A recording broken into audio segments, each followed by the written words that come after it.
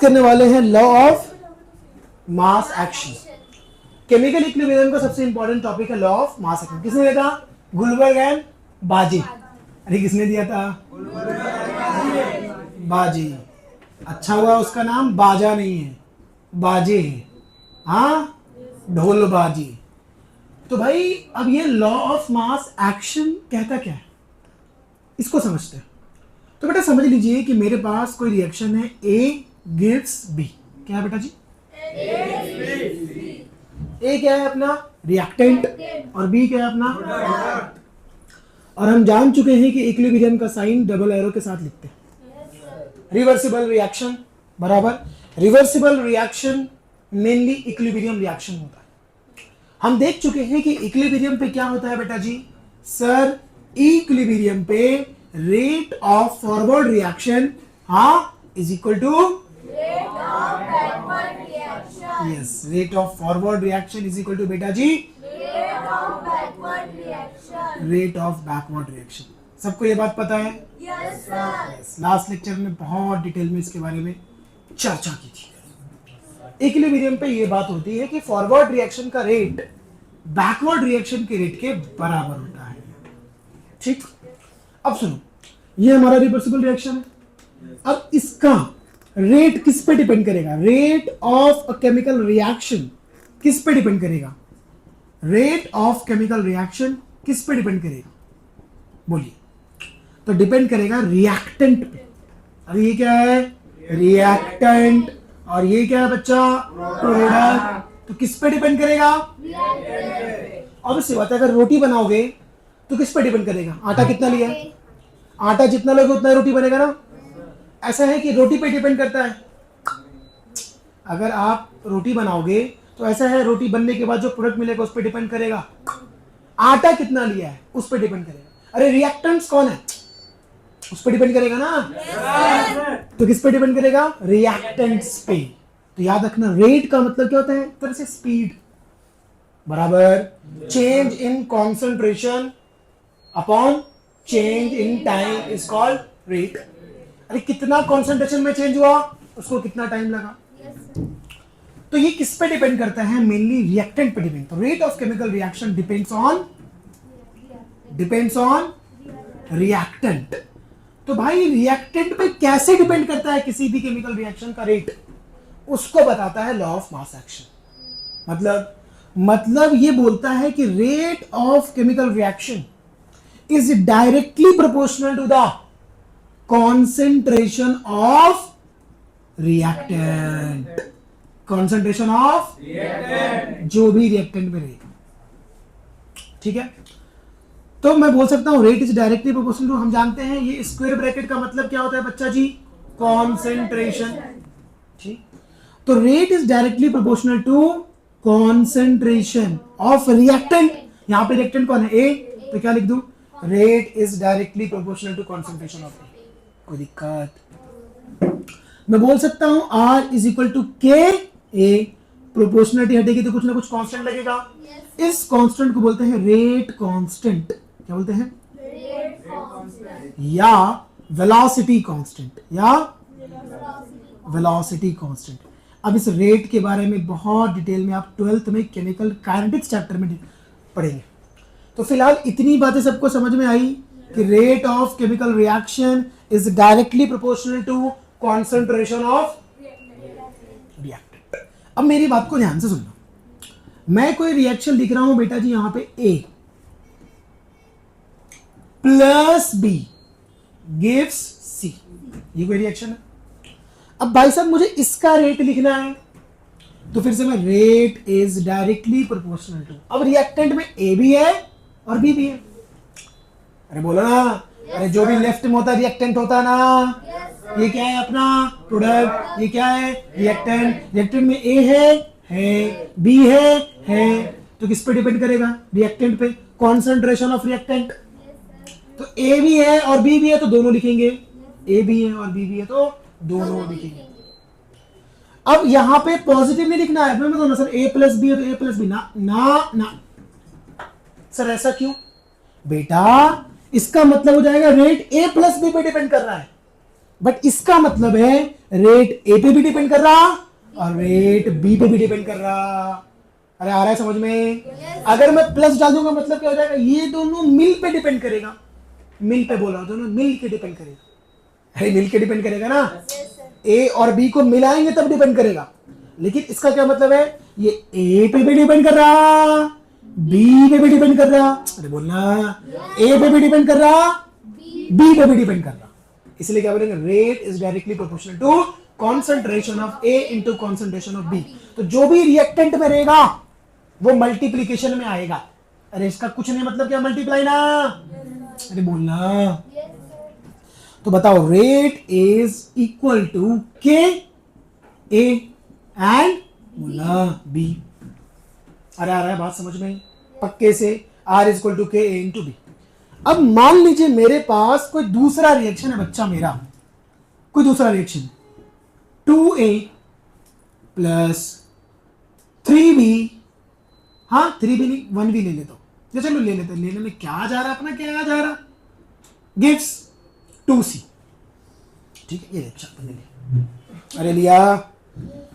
Rate is directly proportional to reactant. तो reactant क्या है, ए, और क्या है बी। दोनों के कॉन्सेंट्रेशन पे डिपेंड करेगा, दोनों के कॉन्सेंट्रेशन पे डिपेंड करेगा। एक मिनट मेरी बात सुनो, एक टर्म बार बार इसमें आता है एक्टिव मास। क्या, यूं तो इसके बारे में काफी बातें हैं, लेकिन हम यूं तो काफी बातें नहीं करेंगे। समझ में आया? हम सिर्फ दोनों बातें करेंगे कि एक्टिव मास का मतलब होता है कॉन्सेंट्रेशन। और जो गधा या गधी कॉन्सेंट्रेशन नहीं जानता है, उन गधों के लिए कॉन्सेंट्रेशन जो होता है वो होता है number of moles upon volume. अरे कितना मोल है कितने वॉल्यूम में, number of moles upon volume, कितना मोल पर लीटर, तो उसको एक्टिव मास कहते हैं। अब सुनो मेरी बात, ये मैंने लिखा directly proportional to concentration of A into concentration of B. अब जो भी यहां पे होगा आप जानते हैं, उसको बोलते हैं स्टोइशियोमेट्रिक कोएफिशिएंट। याद है? अगर मैं लिखता हूं 3a plus 2b gives c, तो इसका स्टोइशियोमेट्रिक कोएफिशिएंट 3, इसका स्टोइशियोमेट्रिक कोएफिशिएंट 2, इसका स्टोइशियोमेट्रिक कोएफिशिएंट 1। तो स्टोइशियोमेट्रिक कोएफिशिएंट 3 2 1 जो भी उसके पहले होता है, तो इसका स्टोइशियोमेट्रिक कोएफिशिएंट क्या है 2। तो इसको पावर में लिखेंगे, ये लॉ है, ये मैं नहीं बोल रहा, ये लॉ बोल रहा। ये गुलबर्ग बाजे बाजे बाजे बाजे बाजे बाजे नहीं बोला। और यहां पे बी का पावर। तो rate of a chemical reaction, अब सुनो स्टेटमेंट, अब मैं स्टेटमेंट को कंक्लूड कर रहा हूं। The rate of a chemical reaction is directly proportional to the product of, मतलब multiplication of concentration of reactant raised to the power stoichiometric coefficient। आया समझ में? अरे अंग्रेजी में क्या बोला, फिर से बोलूं, rate of chemical reaction is directly proportional to, rate of chemical reaction is directly proportional to product of concentration of the reactants, product of concentration of the reactants raised to the power stoichiometric coefficient, stoichiometric coefficients। आया बात समझ में? rate of a chemical reaction is directly proportional to the product of concentration of reactant raised to the power stoichiometric coefficient। ये है statement law of mass action का। यानी कि कोई भी अपने को रिएक्शन दिया रहेगा तो अपन ऐसे रेट लिखना। अब आगे क्या होगा बेटा जी, R बराबर के A to the power 2 B to the power 3। चलो एक जनरल इक्वेशन लिखता हूं, आप मुझे बताएंगे उसका क्या होगा, बताएंगे? अरे बताएंगे। कोई जनरल रिएक्शन है A plus B give C plus D D, D D बीबी और दीदी भी दोनों साथ में। ठीक है, किसको प्रायोरिटी दोगे? नालायक, हम बीबी को प्रायोरिटी देंगे। ये है नालायक। किसको प्रायोरिटी दे रहा है? वो बीबी को। दीदी को दे प्रायोरिटी पहले। हाँ, बीबी के सामने मत दे, नहीं तो मार खाएगा। खैर अभी तुझे एक्सपीरियंस नहीं होगा बेटा, बाद में हो जाएगा। तो rate is directly proportional to A B B. A किसकी बीबी? बीबी। अबे हे बता, ए बीबी, समझा? रेट किसके डायरेक्टली प्रोपोर्शनल है? अरे वो है ना, बीबी बीबी बीबी बीबी, अरे है ना, बीबी बीबी बीबी बीबी बीबी। अरे मालूम है किसी को? यूबी यूबी नहीं मालूम किसी को? हाँ कार्टून है, एकदम सही लड़का बोला, कार्टून है। बीबी बीबी बीबी बीबी, वो वाली बीबी नहीं बोलता वो। R इज इक्वल टू के, ए का पावर ए, बी का power. This is nothing but law of mass action. अब इसी के बेसिस पे अपन इक्विलिब्रियम कांस्टेंट निकालेंगे। तो पहले इतना आप कॉपी कर लो या फोटो ले लो, फिर आगे बढ़ेंगे। अब हमारा जो टॉपिक है इक्विलिब्रियम कांस्टेंट, इक्विलिब्रियम कांस्टेंट। अब भाई साहब ये कौन सी बला है? इस बला को के से लिखते हैं, और ये दो तरह की बला है, एक केसी वाली बला और एक केपी वाली बला। बला ही बला। सी बोले तो in terms of concentration, C बोले तो वो वाला सी नहीं, इन टर्म्स ऑफ कंसंट्रेशन, और पी बोले तो इन टर्म्स ऑफ पगलू, pressure, in terms of pressure. KC और क्या है इक्विलिब्रियम कांस्टेंट? आइए समझते हैं। बेटा जी हमारे पास फिर से वही रिएक्शन है, अपना प्यारा, अपना फेवरेट रिएक्शन, ए जल्दी बोलो, बी बी, क्या बात है यार, बी बी, सी सी प्लस डी डी। एक बार फिर से बोलो सर, मजा आ रहा है ना बोलने में? हाँ सर बहुत मजा आ रहा। ए के बाद वाला जो ना उसको बोलने में ज्यादा मजा आ रहा। ए बी बी, हाँ देखो कितना खुश हो रहा वो। सी सी प्लस, बेटा आने के बाद तुझे पता चलेगा जिंदगी क्या होती है।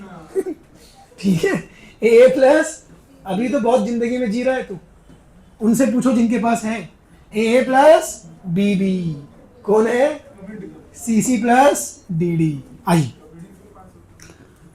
अब मुझे बताइए रेट ऑफ फॉरवर्ड रिएक्शन बच्चा जी क्या होगा? बोलो। तो पापा जी रेट ऑफ फॉरवर्ड रिएक्शन जो होगा ना, वो क्या होगा? वो होगा, बोलिए बोलिए, A plus B B gives C C plus D D. एक ही एरो दिया बेटा, एक ही एरो है ना। अब ये रेट नहीं, ये रेट नहीं, ये रेट नहीं बच्चा, सिर्फ फॉरवर्ड लिखेंगे, रेट नहीं, फॉरवर्ड रिएक्शन, ये फॉरवर्ड रिएक्शन। कोई दिक्कत?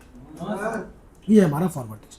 अब मैं इसका रेट लिख रहा हूँ, ये लिख दो, रेट ही लिख दो, पहले लिख दो भैया लोग, पहले लिख दो, कोई दिक्कत नहीं है। रेट ऑफ फॉरवर्ड बोलो, रेट ऑफ फॉरवर्ड रिएक्शन में इसमें क्या होगा? रिएक्टेंट ये, तो directly proportional to concentration of A to the power A into concentration of B to the power B। कोई दिक्कत, कोई परेशानी, कोई दुविधा? ठीक है, तो RF मतलब Rafe, rate of forward reaction गधा, के हूं बोल रहा, A का पावर A और B का पावर बा। अब देख, रेट ऑफ बच्चा मेरा बैकवर्ड रिएक्शन, पापा मेरे बैकवर्ड रिएक्शन क्या है बताओ? क्या है बोलना? अरे बच गया, बोलना। अरे बैकवर्ड रिएक्शन क्या है? की सी सी दीदी, इसमें बीबी, इसमें कोई लापरवाही नहीं। चलिए, रेट ऑफ बैकवर्ड रिएक्शन बच्चा मेरा क्या होगा? पापा मेरे इसमें रिएक्टेंट ये होगा, तो बोलो कॉन्सेंट्रेशन ऑफ सी का power C, concentration of D का पावर डी। बच्चा मेरा, पापा मेरे डायरेक्टली प्रोपोर्शनल, ये हो जाएगा के बी। के क्या है? Rate constant for backward reaction, rate constant for forward reaction. कोई दिक्कत? क्या पढ़ाया पापा ने? इक्विलिब्रियम पे क्या होता बेटा? क्या होता इक्विलिब्रियम पे? क्या होता? Yes, rate of forward reaction is equal to rate of backward reaction. अब फॉरवर्ड रिएक्शन क्या है? ये तो क्या लिख दोगे? बोलो ना। RF के जगह पे concentration of A to the power A into concentration of B to the power B is equal to rate of backward reaction KF भी तो है। जल्दी बोलो।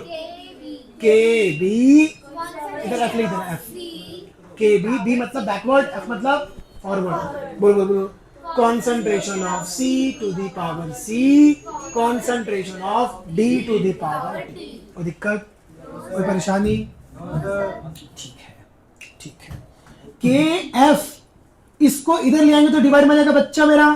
यस, ये इधर है concentration of C to the power C, concentration of D to the power D upon concentration of A to the power A, concentration of B to the power B। कोई दिक्कत? तो ये KF एंड KB जो constant है, हमने इस constant को एक अकेला कैपिटल K, ये स्मॉल K था बच्चा मेरा। अच्छा पापा मेरे, ये कैपिटल K है। अच्छा, तो ये कैपिटल वाला K है, कैपिटल वाला K। दोनों स्मॉल KF अपॉन KB को क्या माना? K। इसी का नाम है इक्विलिब्रियम कांस्टेंट। अगर कंसंट्रेशन ले रहे हो तो KC, तुमने कंसंट्रेशन ही लिया है, स्क्वायर ब्रैकेट मतलब कंसंट्रेशन, तो हम उसको क्या बोलेंगे प्यार से? KC। प्यार से क्या बोलेंगे? KC। ऐसी KC, अरे ऐसी, अरे कैसी ऐसी बता। concentration of C to the power C, concentration of D to the power D, concentration of A to the power A, concentration of B to the power B। ये हमारा KC का फॉर्मूला हो गया डिराइव। ये बहुत important है, बहुत important है, बहुत इंपॉर्टेंट है। अभी एक मिनट देख लो, हम इसको शॉर्ट में ऐसे लिख सकते हैं KC is equal to concentration of multiplication of product. ये प्रोडक्ट है ना? Yes sir. अरे ये प्रोडक्ट नहीं है, ये रिएक्टेंट नहीं है ना? तो मैं बोल सकता हूं कॉन्सेंट्रेशन ऑफ प्रोडक्ट का power स्टोइशियोमेट्रिक coefficient upon concentration of reactant का पावर स्टोइशियोमेट्रिक कोएफिशिएंट। और इधर लिख सकता हूं पाई। पाई, अरे पाई मोटू मेरे पाई, मेरे यार मेरे पाई।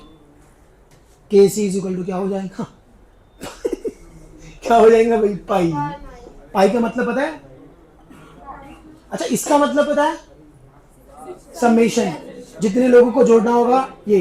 अगर ये लिख दिया इसका मतलब, अगर मैं ये लिख दिया इसका मतलब A प्लस B प्लस जो भी रहेगा, तो वैसे पाई का मतलब मल्टीप्लीकेशन। समझा? पाई P का मतलब क्या हुआ? जो भी प्रोडक्ट में रहेंगे उसका मल्टीप्लीकेशन। तो ये मल्टीप्लाई कर रहे हैं ना इधर, ये मल्टीप्लीकेशन है। अगर ये समझा तो ठीक है बाबा, नहीं तो ये हो गया इक्विलिब्रियम कांस्टेंट। स्वाहा। चाचा खत्म।